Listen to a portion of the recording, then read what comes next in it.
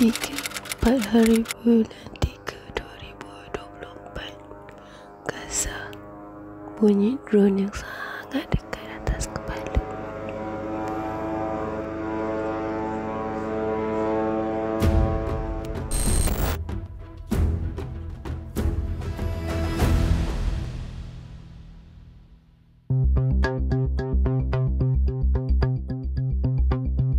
Sejarah panjang derita Palestin bermula apabila Resolusi 181 mendapat sokongan penuh daripada Amerika Syarikat dan undian sebanyak 33 undi di Pertubuhan Bangsa-Bangsa Bersatu PBB pada 1947.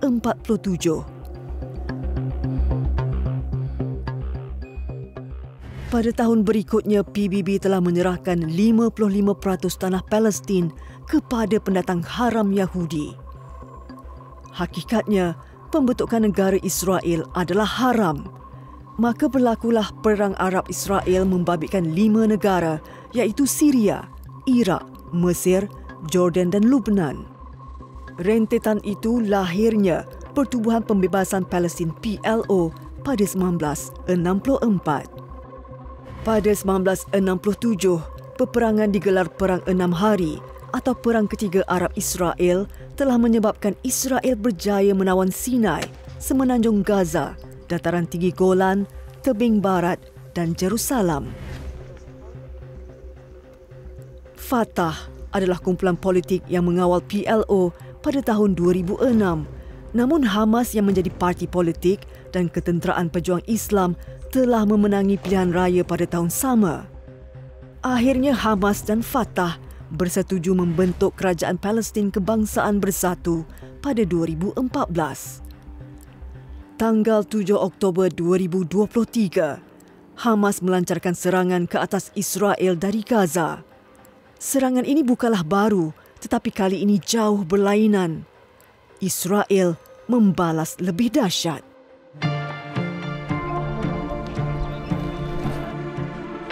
Kahirah, Mesir. Lebih 300 km dari Rafah, Gaza, umpama dari Kuala Lumpur ke Pulau Pinang, menjadi lokasi strategik bagi Persatuan Bantuan Perubatan Malaysia, Mercy Malaysia, untuk membuat perancangan dan kerja-kerja kemanusiaan untuk rakyat Palestin. Kru Majalah 3 telah diberi peluang eksklusif membuat liputan misi mereka di sini. Niat asal Majalah 3 adalah meninjau sendiri lebih dekat sehingga ke Bandar Al-Arish yang terletak 45 km dari lintasan Rafah yang memisahkan Mesir dan Gaza. Namun dalam keadaan krisis masih getir, hasrat tidak kesampaian disebabkan sekatan yang sangat ketat. Namun kecewa kami terubat malah lebih mengujakan apabila kami berpeluang berjumpa dengan beberapa orang sukarelawan Mercy Malaysia yang berjaya memasuki Rafah baru-baru ini.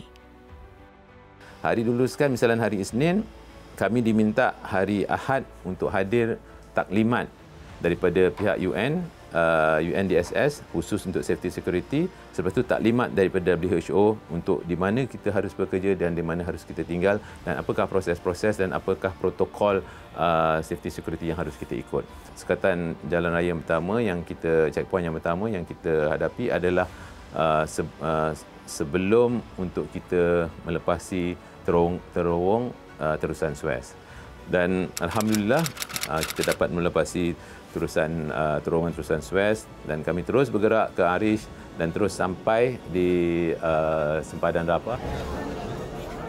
Kemasukan sukarelawan Mercy Malaysia ke Hospital Pakar Al-Kuwait, Rafah, seramai 7 orang di bawah naungan Pertubuhan Kesihatan Sedunia WHO dan pejabat PBB untuk penyelarasan hal ehwal kemanusiaan UNOCHA. Beberapa badan bukan kerajaan, NGO lain juga telah berjaya masuk ke Gaza untuk membantu dari segi Special Cells Team for Surgical. Ketua Misi Mercy Malaysia ke Rafah ini adalah Nur Azam Abu Samah atau lebih dikenali sebagai Pak Azam. Beliau menyertai Mercy Malaysia pada tahun 2000 dan pernah ke kawasan konflik lain termasuk Afghanistan, Iraq, Somalia, Yaman, Syria dan Myanmar. Di bumi Gaza sahaja, Pak Azam pernah berkhidmat sebanyak 3 kali.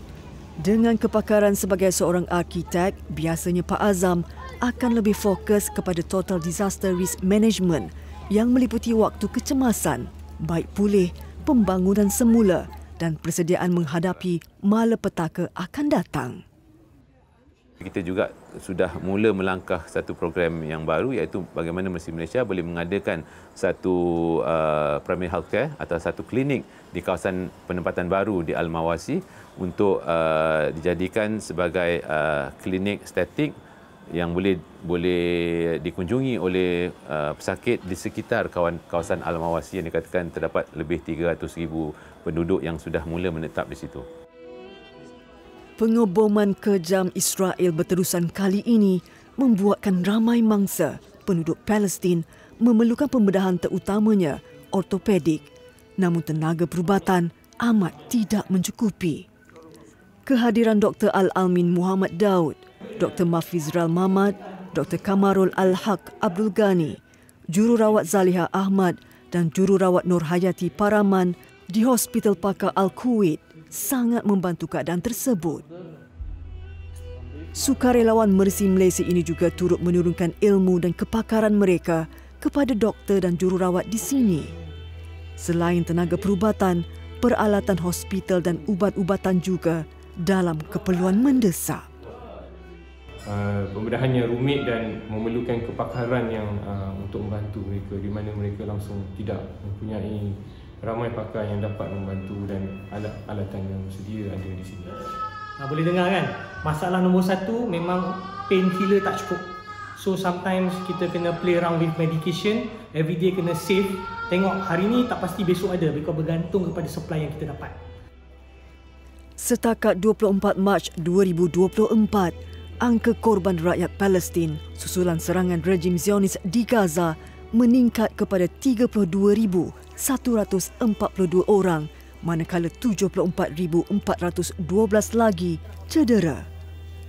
Dengan bilangan mangsa perang yang sangat tinggi, bekalan katil di hospital yang masih beroperasi sangatlah kritikal, termasuk Hospital Pakar Al-Kuwait, sehinggakan klinik Hospital Medan yang menggunakan khemah terpaksa didirikan.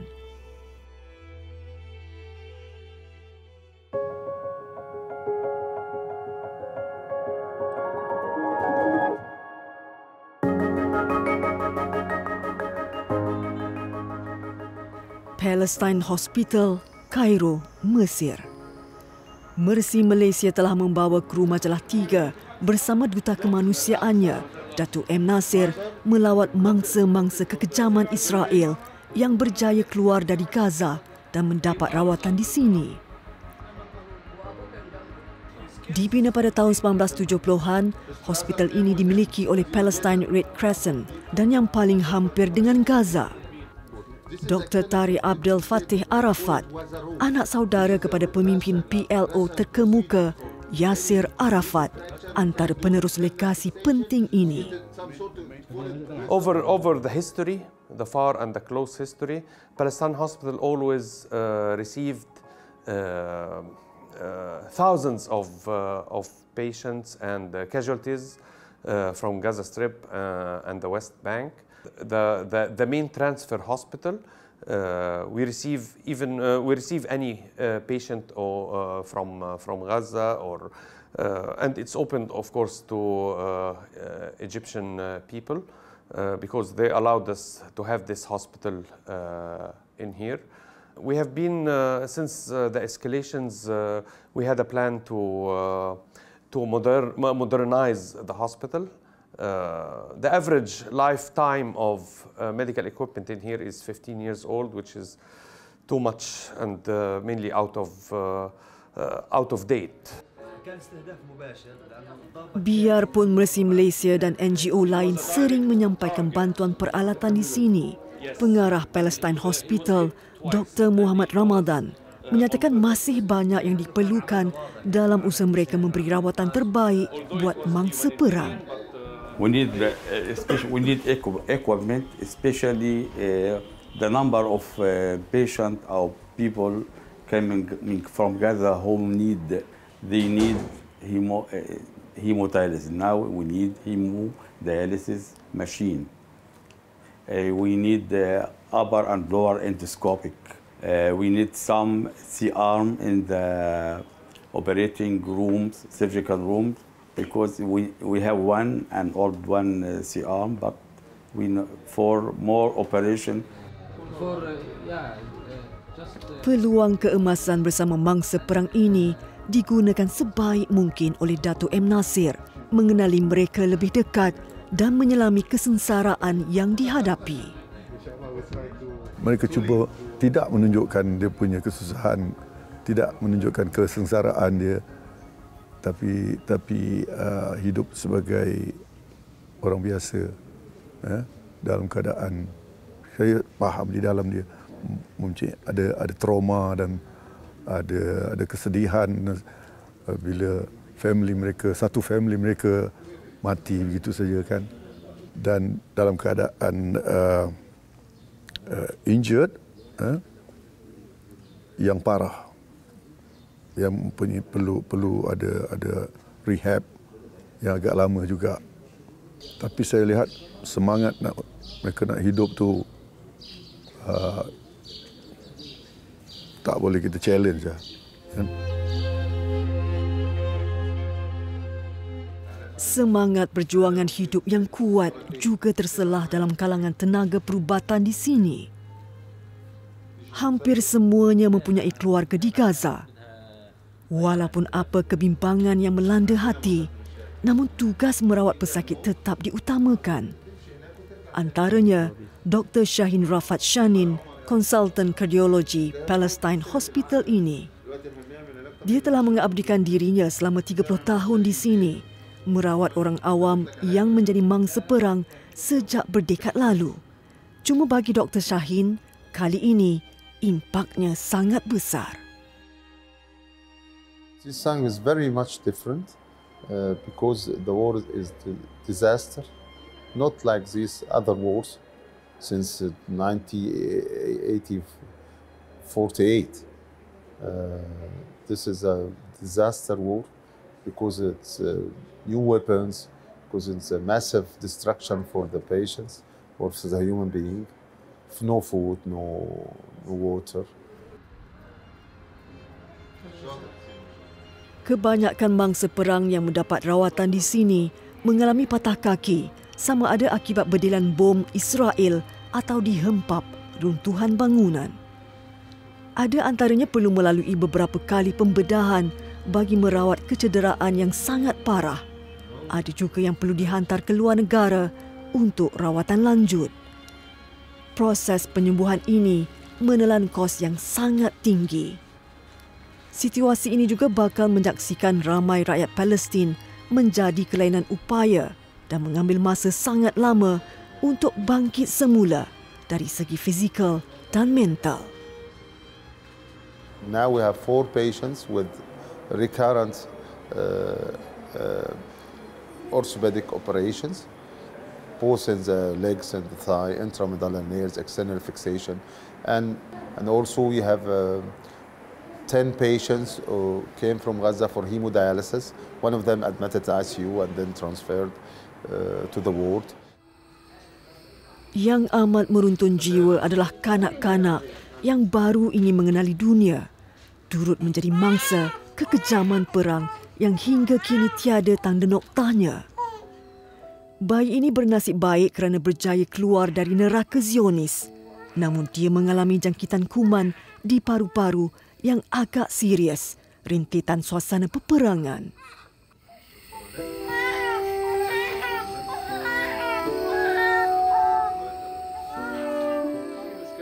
Terkini, ramai bayi yang dilahirkan di Gaza meninggal dunia dan dengan saiz yang tidak normal kerana ketiadaan bekalan susu.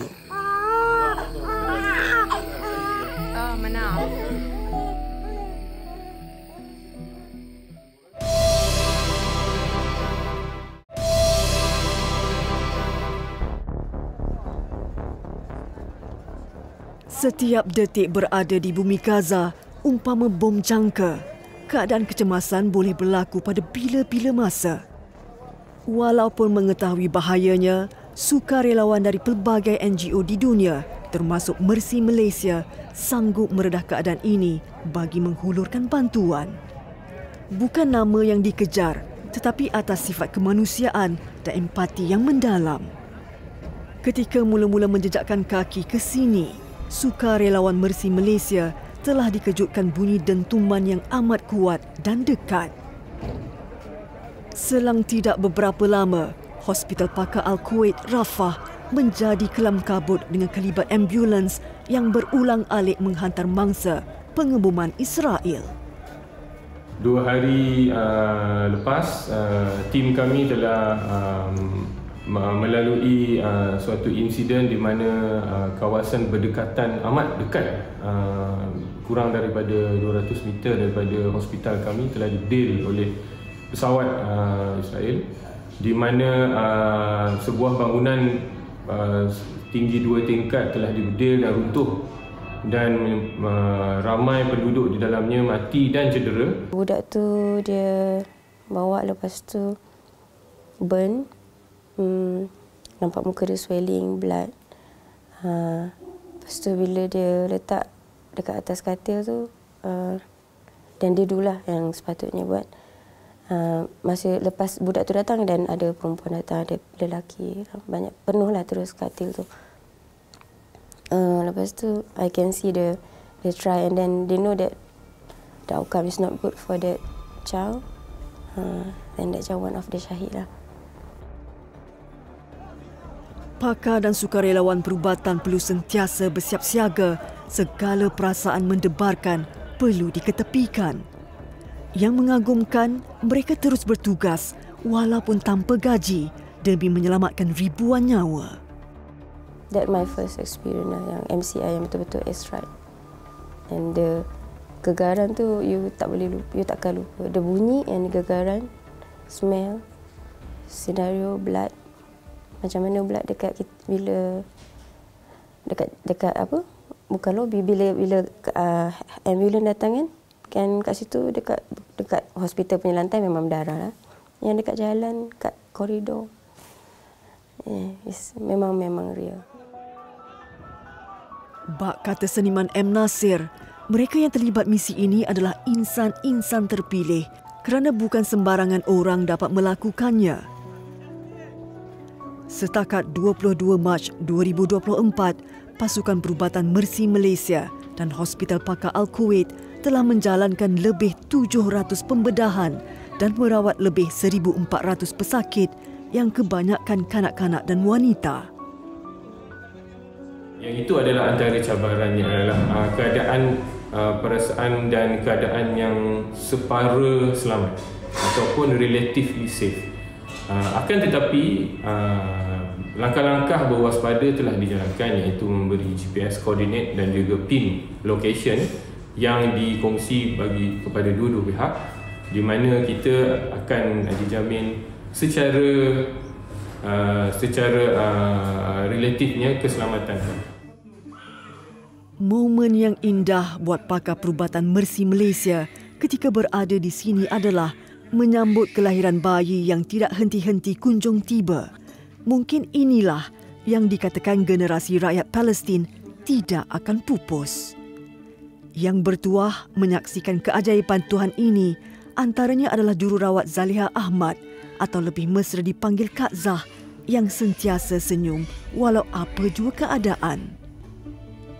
Pembedahan cesarean dilakukan, so Kak Zah receive the baby dengan then handle to neonatologist, and then together we stimulate the baby till the baby cry, we give injection, weigh the baby until the baby we hand the mother.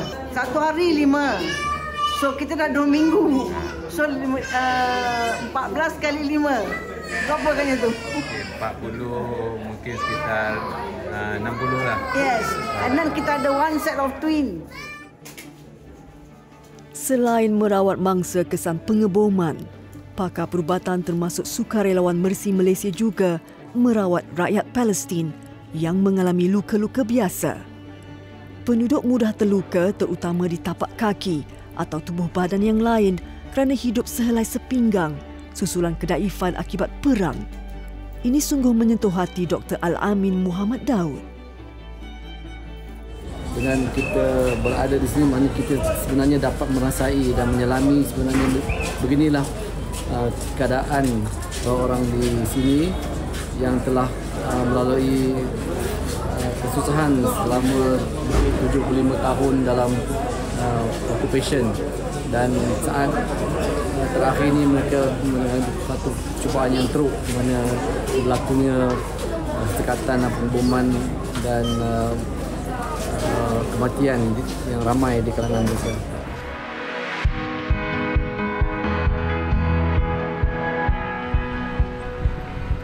Mesir, gudang bantuan kemanusiaan. Mercy Malaysia telah membawa kami melihat pengendalian bekalan bantuan. Ketika ini, mereka sedang mengumpul ubat bius untuk dibawa masuk ke Hospital Pakar Al-Quid, Rafah, Gaza. Melalui perkongsian pengarah eksekutif Mercy Malaysia, Ahmad Faizal Muhammad, kebenaran untuk pakar perubatan mereka memasuki Gaza di saat genting ini bukan mudah dan telah mendapat pengiktirafan daripada Pertubuhan Kesihatan Sedunia WHO. Kita bertungkus lumus over the years. Alhamdulillah tahun lepas, pada bulan Mac tahun lepas, kita dah jadi satu organisasi di dunia yang ada certified field hospital.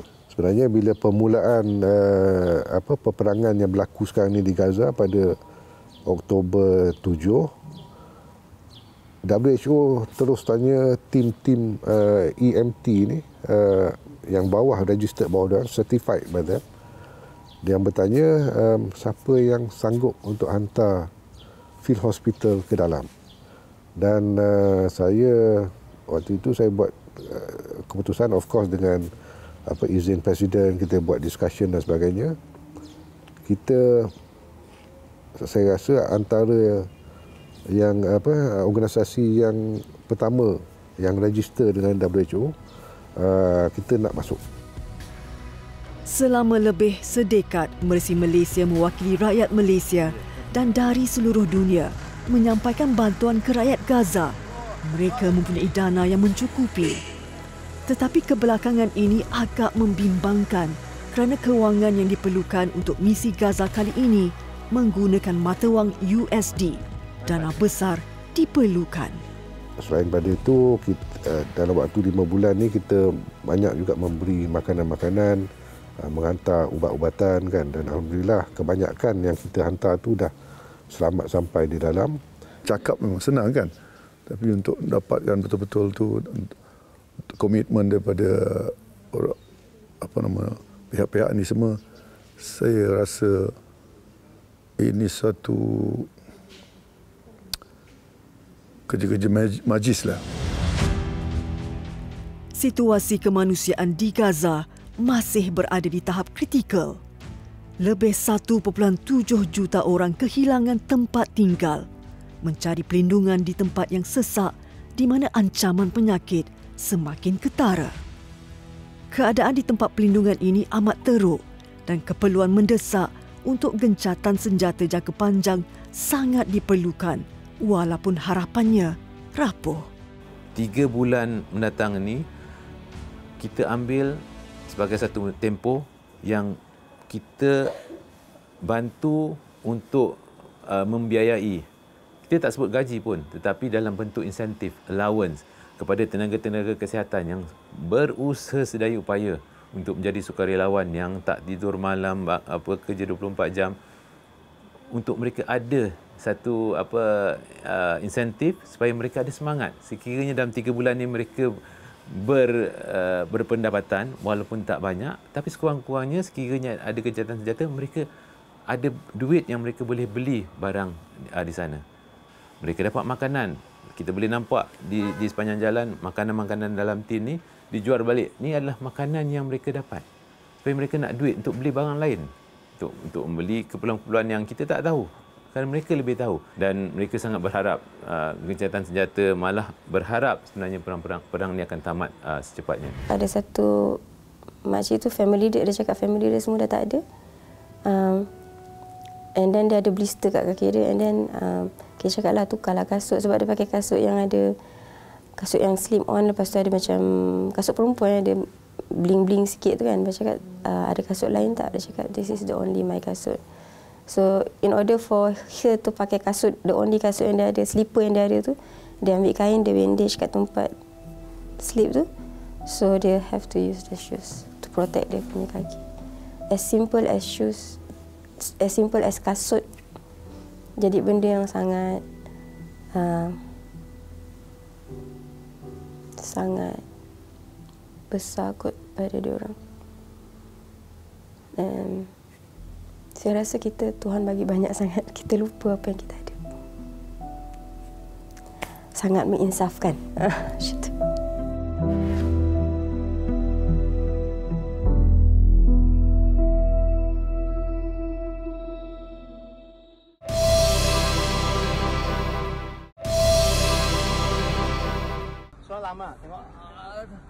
Perwatakannya yang mesra, mudah berjenaka, disertai kepakaran memanipulasi otot dan sendi, mempopularkan figura ini di media sosial, dikenali merentas sempadan negara. Sama ada anda percaya atau tidak terhadap keberkesanan kaedah rawatan Master Chris Leong, ramai yang mengikuti setiap hantarannya di dunia cyber kerana statusnya umpama selebriti dunia rawatan alternatif.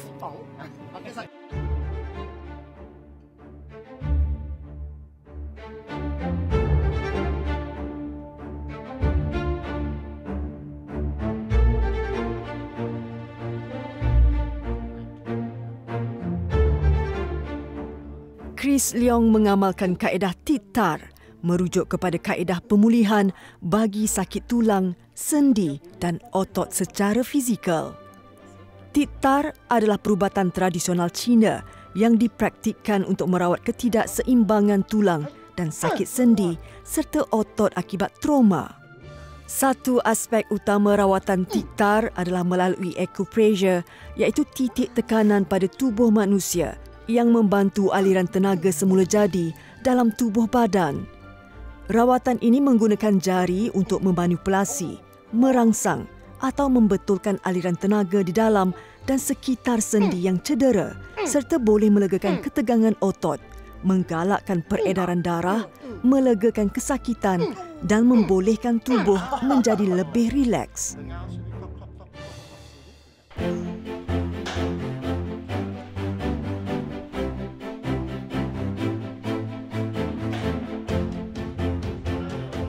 Terkenal dengan julukan tabib tulang, Chris Leong memperkenalkan seni penyembuhan tradisional Cina kepada umum sebagai terapi rawatan untuk kesakitan tulang. Mempunyai 5 pusat rawatan diberi nama Chris Leong Method. Dia yang berusia 47 tahun lebih dikenali dengan panggilan Master Chris. Dia terdedah kepada seni perubatan klasik sejak usia muda. Chris gemar membantu ibunya yang juga pengamal kaedah perubatan ini. Master Chris adalah generasi ketiga yang menerima ilmu berkenaan oleh ayah dan ibunya. Satu hari dekat rumah, saya buat itu nenek dengan dia cucu sini. Lepas tu buat itu nenek pun balik. Lepas tu sesi kedua dia datang rumah ke saya. Lepas tu ketuk, ayo, emak ada sini. Oh, maafkan, emak tak ada. Papa pun tak ada. Mereka ada dinner. Saya ingat nenek hari itu sakit kaki. Ayo, boleh tolong saya tak tahu. Saya tak tahu ilmu. Bukanlah saya beritahu. Yang awak rap saya setengah jam lepas tu untuk angin keluar. Hari tu saya petang guna tongkat lepas tu lap dengan saya angin keluar. Itu hari saya boleh tidur 2-3 hari tidur. Hari ini boleh tolong. Lepas tu bolong tu dia lepas cakap, wah pandai, umur kecil pandai. Lain kali besar boleh tolong banyak orang. Kesemua ahli keluarga Chris mahir dalam seni mempertahankan diri wushu, tarian singa dan sebagai tabib tulang. Kediamannya sering menjadi lokasi latihan bagi tarian singa dan aktiviti seni mempertahankan diri. Oleh itu banyak berlaku kecederaan dan kaedah penyembuhan Cina digunakan untuk merawat trauma daripada kecederaan ini. Pada usia 17 tahun, Chris mewakili Malaysia dalam Sukan C dan Sukan Asia sehingga berumur 21 tahun.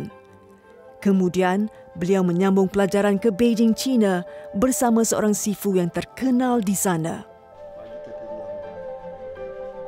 So saya punya berlainan dengan Tita berlainan sebab saya ada background, ada wushu.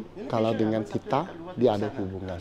Kalau nak memposisikan dia punya tulang lagi cepat. Sebab kita belajar masyarakat macam mana nak mempatahkan orang tulang atau tersulit orang tulang atau cederakan orang. Kita tahu dia posisi dekat mana. Yang apa yang kita tahu itu akan macam mana nak sambung balik. Pun reverse end, back to end, we know how to manipulation back all the positions. Okey, so lanjutkan. Okey, simple. Masih?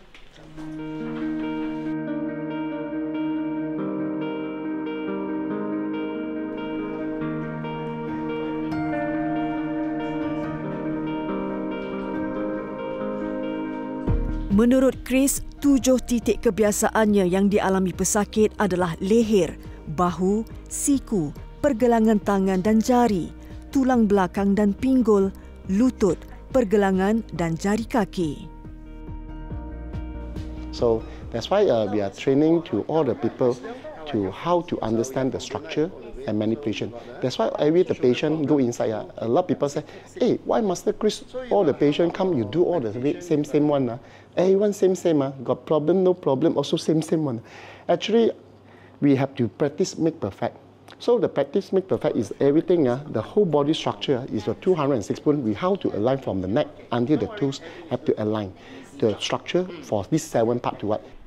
Pernah memberi rawatan di sebuah hospital di Jerman ketika berusia 18 tahun, Chris ingin memperkenalkan seni penyembuhan Cina yang diturunkan kepadanya ke serata dunia.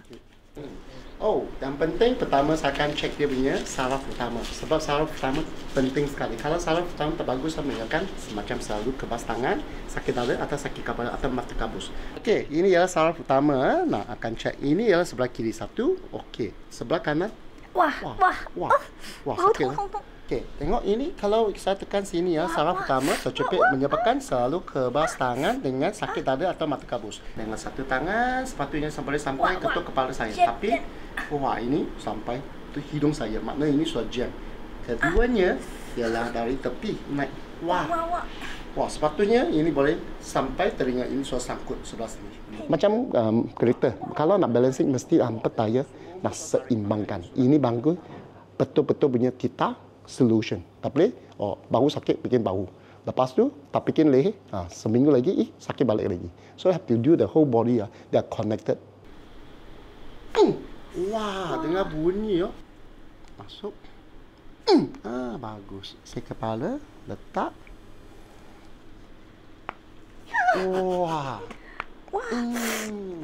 Buat punya bahu. Ini 1, 2, masuk. Lepas tu ini. Wah, ada keropok dalam. Prop. Wah, sekarang apa yang saya buat sudah seimbang punya leher, telinga dengan bahu. Sekarang saya akan cek dia punya saraf utama. Tadi sini sakit sekali. Selepas setiap rawatan, Chris akan memeriksa kembali bahagian yang sakit pada pesakit. Ini bagi memastikan rawatan yang diberikan memberi kesan. Every time a lot of people asking me, 1 kali boleh baikkah? Bukan. 1 kali boleh legakan sekurang-kurang 60% sampai 70% rasa berlainan. Lagi 30% nak jaga posisi, nak jaga makanan dengan buat latihan untuk menguatkan dia otot. Itu kita punya principle of Tita. Dalam perubatan moden, disiplin rawatan yang diamalkan Chris Leong dinamakan ortopedik, iaitu cabang perubatan yang berkaitan dengan diagnosis dan rawatan sistem otot rangka, iaitu sendi, tulang, ligamen, tendon, rawan dan otot. Kebiasaannya, rawatan yang diberikan adalah pembedahan dan bukan pembedahan bergantung kepada penyakit.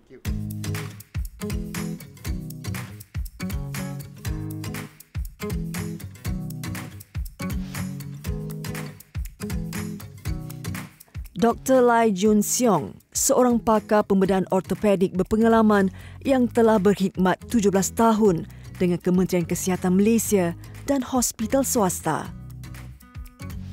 Saya rasa perubatan moden dan alternatif, yang pertama saya rasa maklumatnya adalah samalah, iaitu untuk menyembuhkan pesakit, mengurangkan kesakitan. Tetapi prinsip untuk perubatan moden, kami akan menggunakan teknologi yang canggih dan alat-alatan ubat yang moden lah untuk merawat pesakit.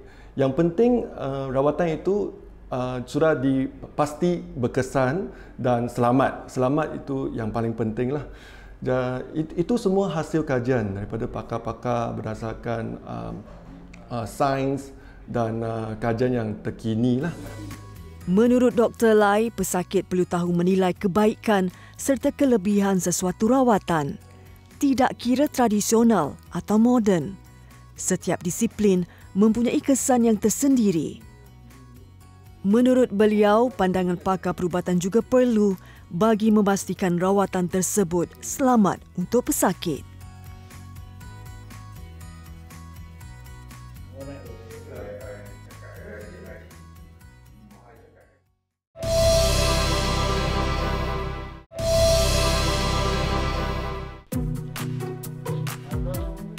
Rawatan tanpa pembedahan atau dipanggil rawatan alternatif amat terkenal di dalam masyarakat.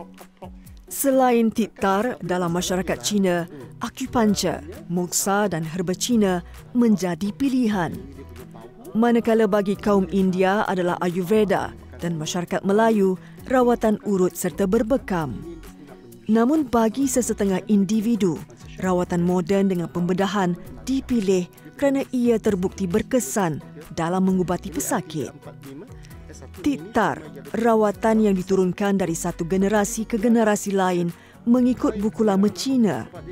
Berbeza bagi doktor di hospital atau kiropraktik yang memerlukan hampir 5 tahun untuk mempelajari anatomi manusia.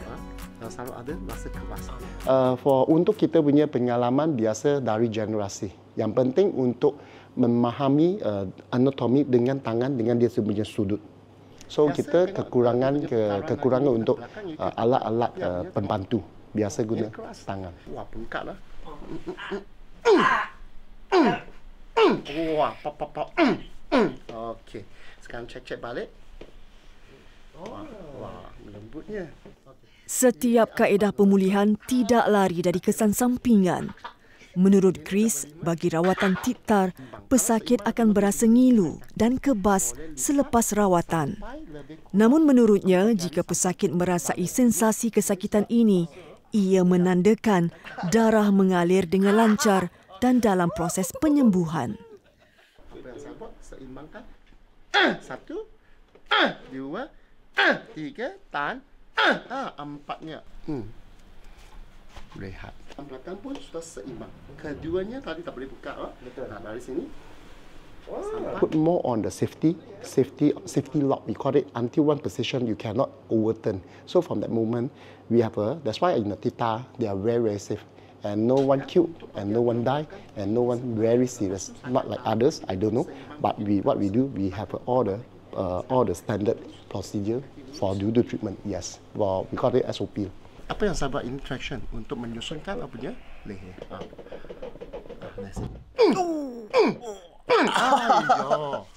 Dengar sini tok sini dengar ini dia.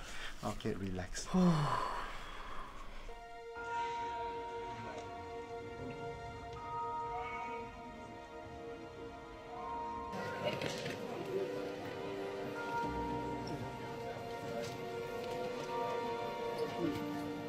Selain manusia, Chris pernah mengaplikasi kaedah perawatannya kepada haiwan peliharaan.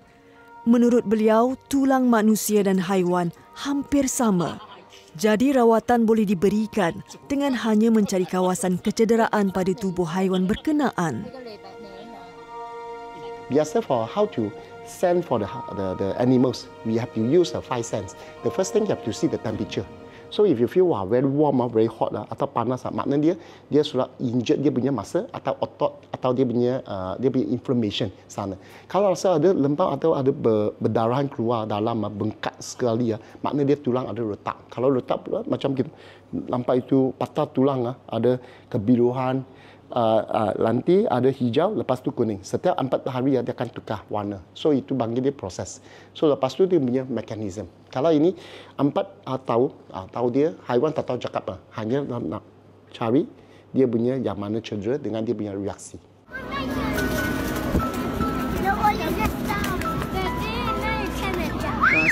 The bird can walk.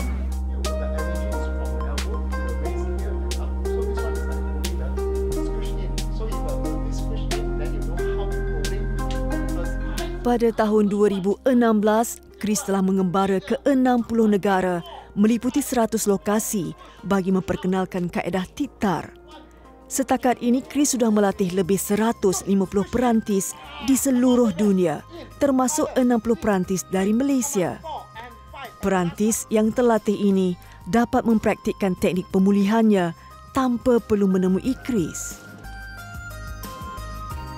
I'm famous because I help a lot of people. Help a lot of people slowly.